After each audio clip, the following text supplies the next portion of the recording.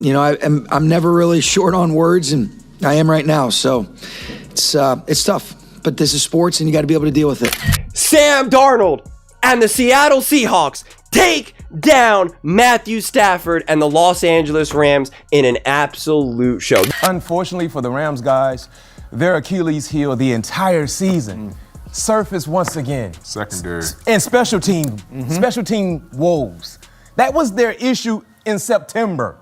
That was their issue midway through the season. And they fired their special teams coordinator last month. Last month.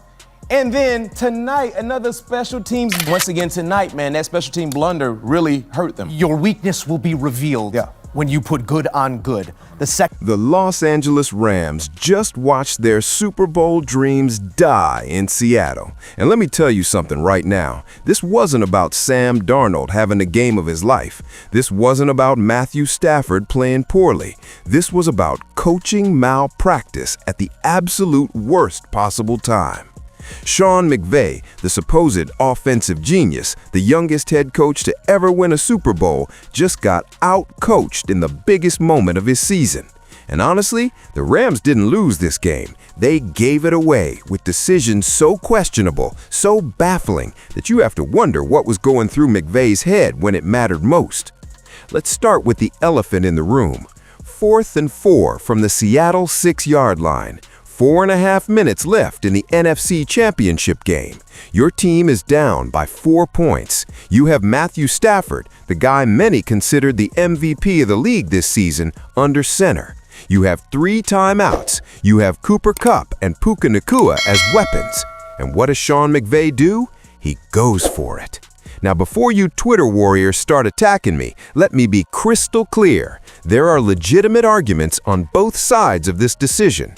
But when you look at the context, when you examine the flow of the game, when you consider what your defense was going through all night long, this decision becomes indefensible. The analytics crowd will tell you McVay made the right call. They'll point to win probability models and expected points and all this mathematical mumbo-jumbo that supposedly justifies the decision.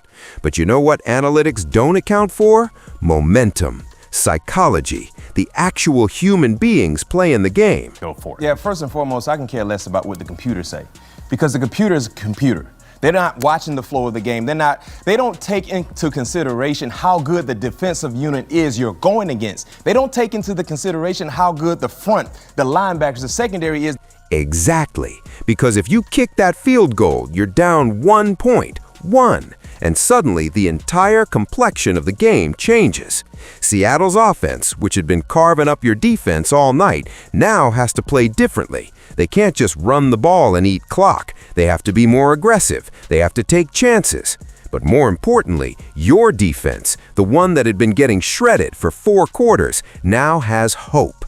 Now they're playing with a different mentality. Now they know that one stop, 1 3 and out, gives Matthew Stafford the ball back, needing just a field goal to win the game. Instead, McVay essentially told his defense, "You're on an island. We don't trust you to get a stop. We're going for the kill shot right here." And what happened? The play call was awful. Matthew Stafford took the snap in shotgun, looked left, looked middle, looked right, and everyone was covered. Seattle's defense, led by McDonald, had the perfect call dialed up. They knew what was coming. They took away every option. 90% of a season with the Minnesota Vikings, and this is those last 2 games, right? It's the final regular season game, and that's the playoff game.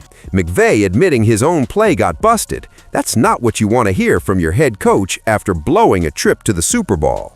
And the worst part? Stafford had no choice but to force a throw to rookie tight end Kobe Ferguson, who was blanketed by cornerback Akella Witherspoon. The ball was nearly intercepted.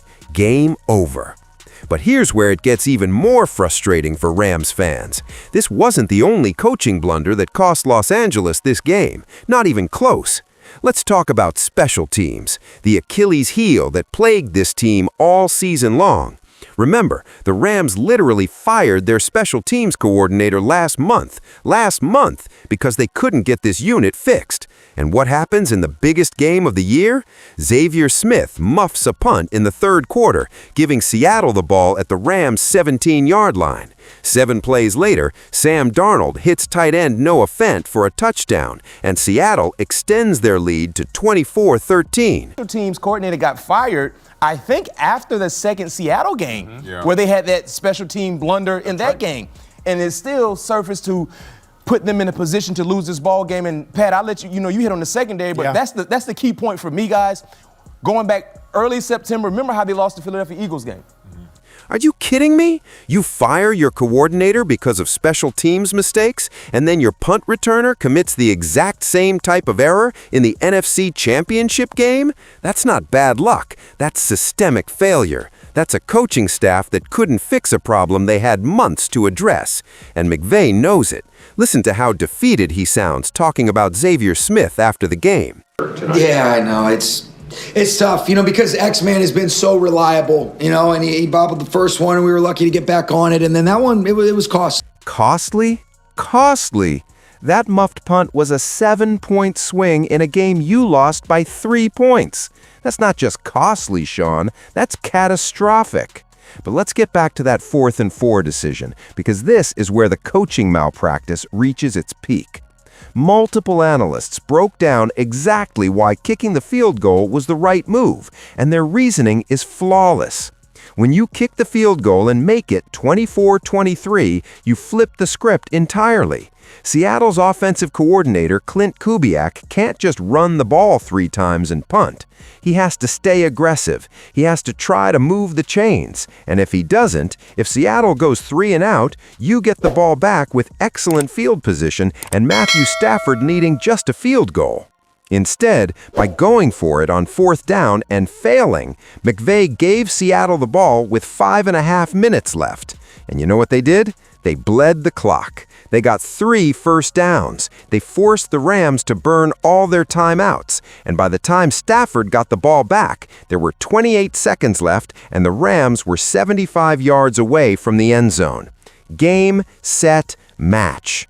The Rams defense actually did get a stop on that final Seattle drive. They forced a punt, but it was meaningless because there was no time left. If McVay kicks the field goal earlier, that punt means everything.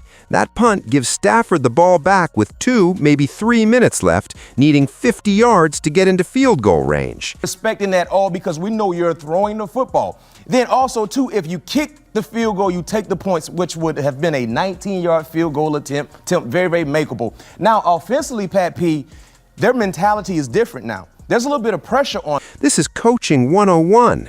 You take the points. You trust your MVP caliber quarterback. You put the pressure back on the opponent. You give yourself multiple ways to win instead of banking everything on one play. And the frustrating thing is that Matthew Stafford played well enough to win this game.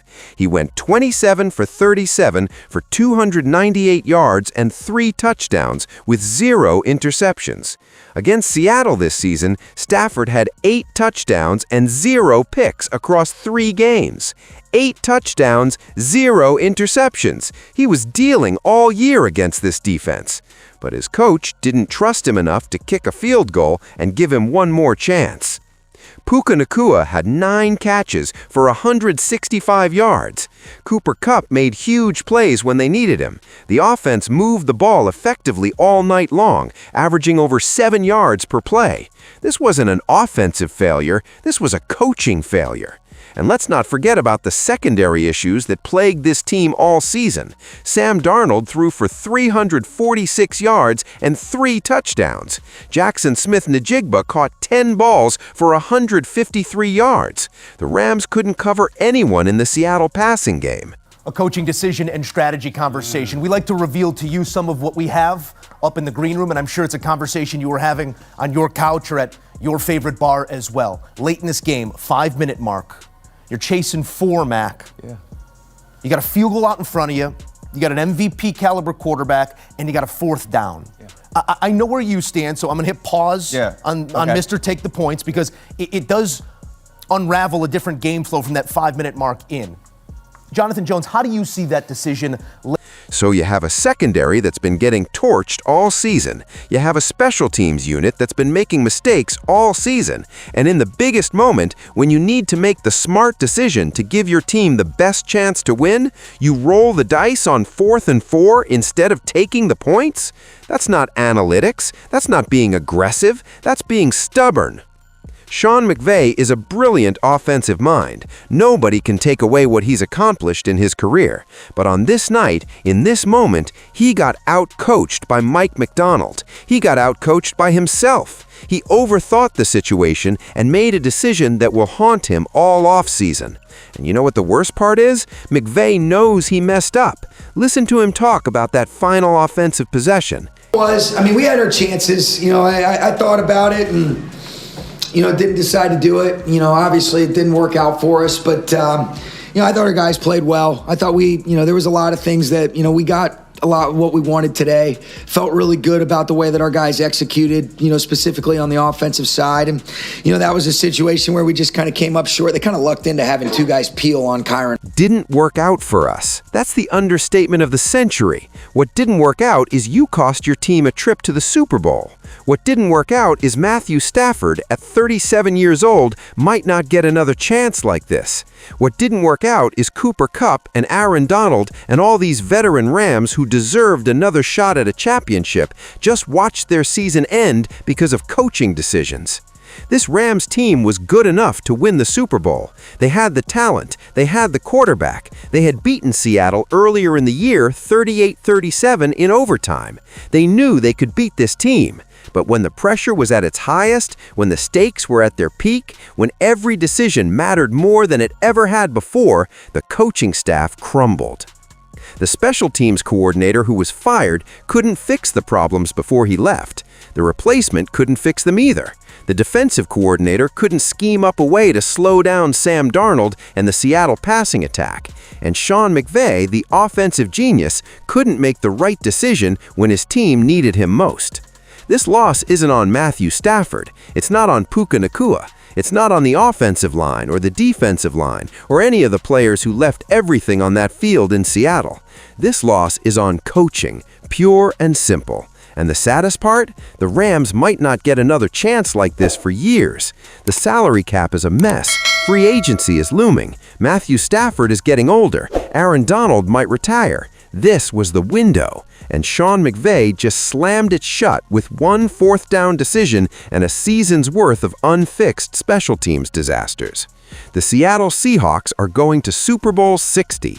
Sam Darnold, the guy everyone wrote off, is headed to the biggest game in football. McDonald, in his first year as a head coach, is going to the Super Bowl. And the Los Angeles Rams, they're going home with nothing but questions, nothing but regret, nothing but what-ifs. What if they kick the field goal? What if Xavier Smith doesn't muff that punt? What if the coaching staff had figured out their special teams issues back in September instead of December?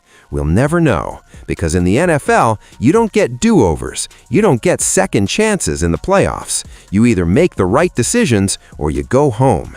The Rams went home, and they have nobody to blame but their coaching staff.